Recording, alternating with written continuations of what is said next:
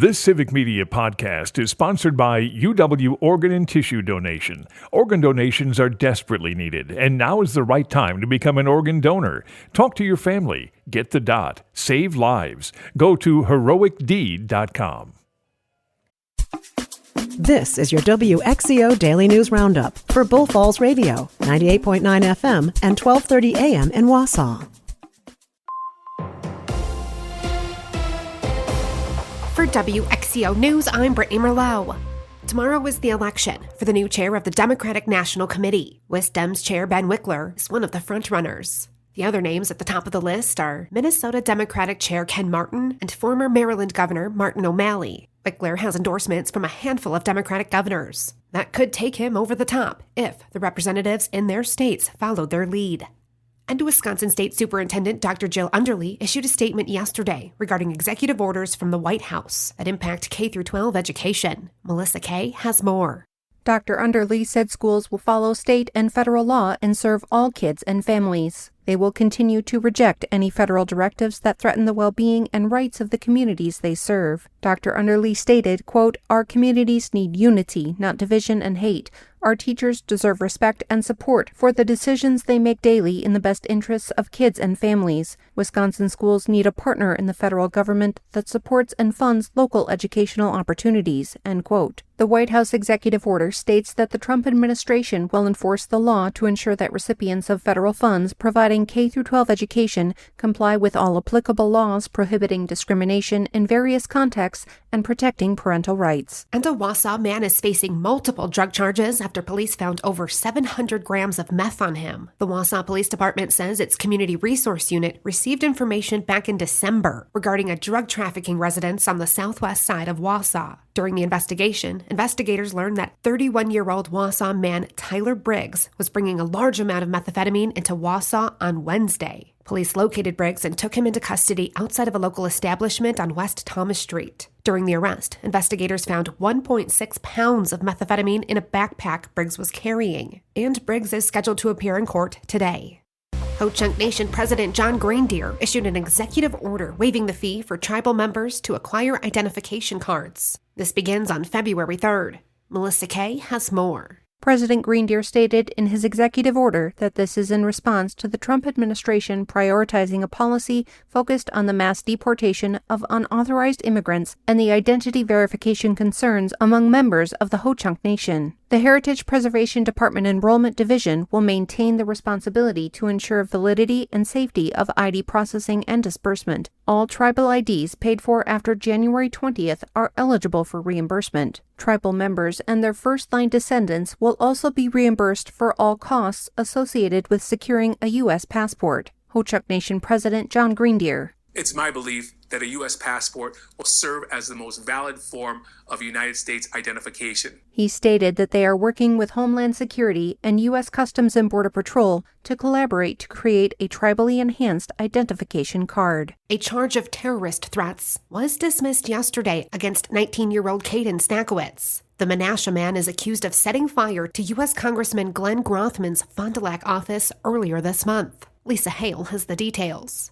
His attorney argued the charge should be dismissed because Snakowitz did not communicate any threat ahead of the fire. He's still charged with arson, attempted burglary, and criminal damage to property. According to the criminal complaint, Snakowitz admitted to police that he set the fire in response to the TikTok ban Grothman supported. He'll be arraigned February 17th.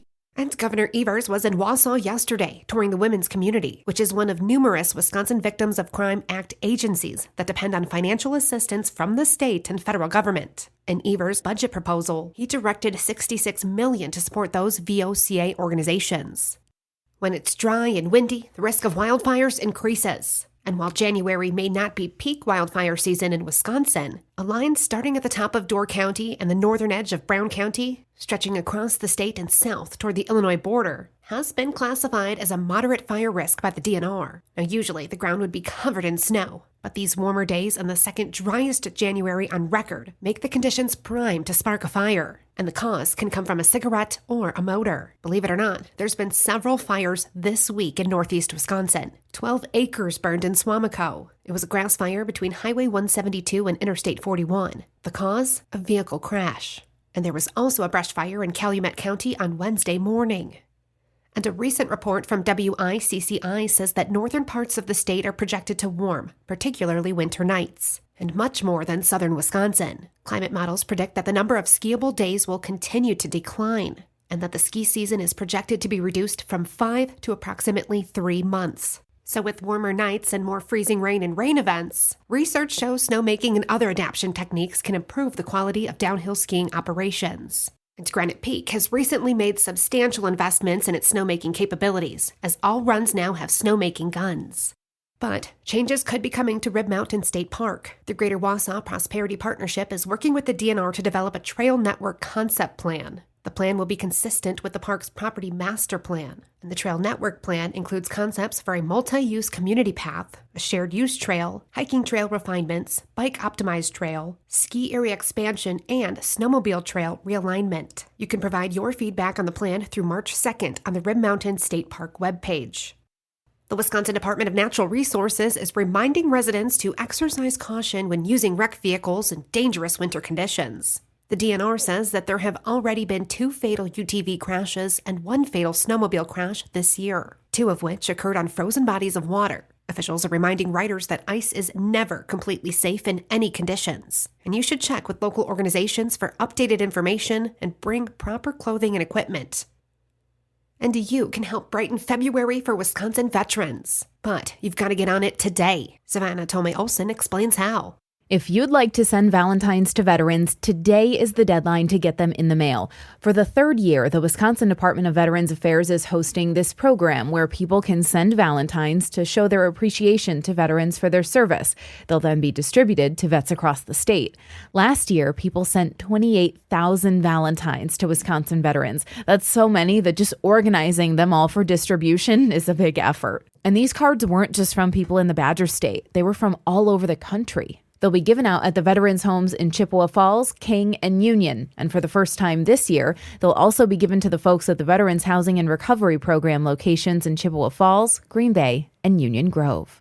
And if you'd like to participate, we've got the address where you can send Valentines at WXCO.FM.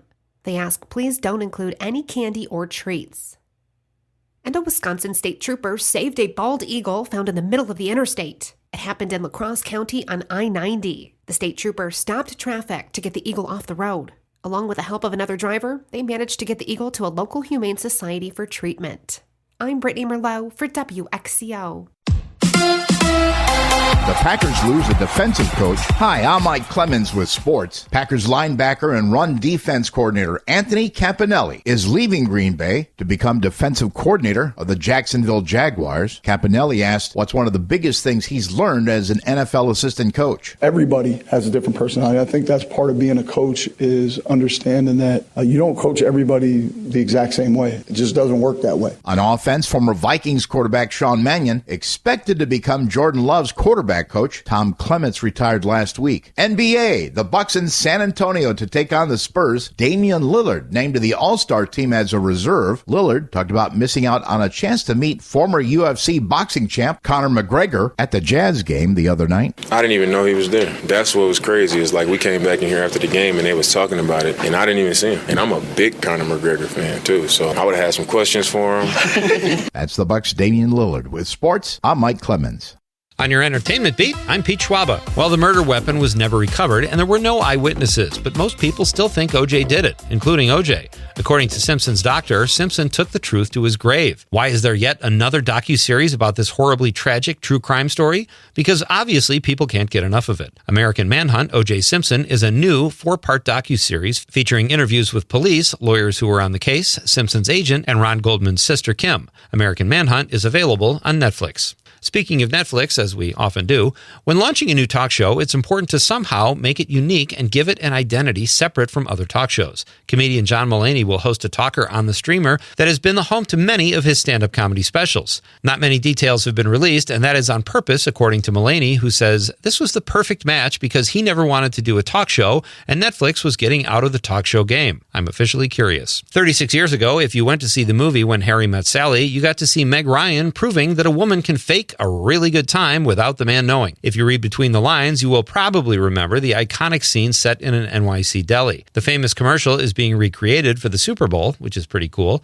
but with the same flirty and much older actors. Gross. It was only a matter of time, as there is nothing Americans want to see more than old people fake climaxing. Enjoy the game, but not too much. There is no statute of limitations on how far back Hollywood will go for a remake, as evidenced by the latest news that a Little House on the Prairie reboot is in the works, according to TVSeriesFinale.com. Really? They couldn't pick a better name? The first season of the show, that was originally based on the books by Laura Ingalls Wilder, will focus on the Ingalls family's move to Kansas. When the show drops, it will be on Netflix. Headed to the movies this weekend, the mystery thriller Companion opens in wide release, and the critics are digging it. It's pulling a 94% on Rotten Tomatoes, where it mentions the film is brought to you by the makers of The Notebook and the horrifying Barbarian, making Companion a different kind of love story. The film stars Sophie Thatcher and Jack Quaid.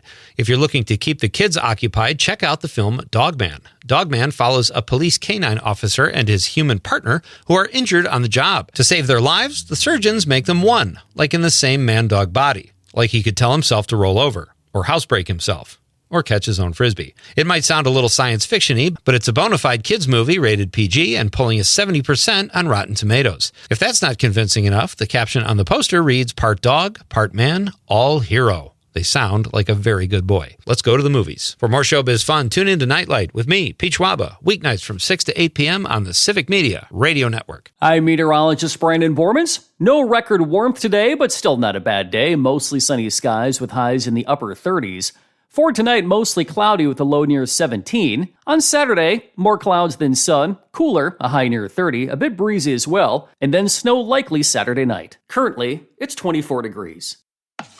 That's your WXCO Daily News Roundup from Civic Media. Subscribe to this podcast on Spotify, Apple, or wherever you find your podcasts. Find more news at bullfallsradio.com.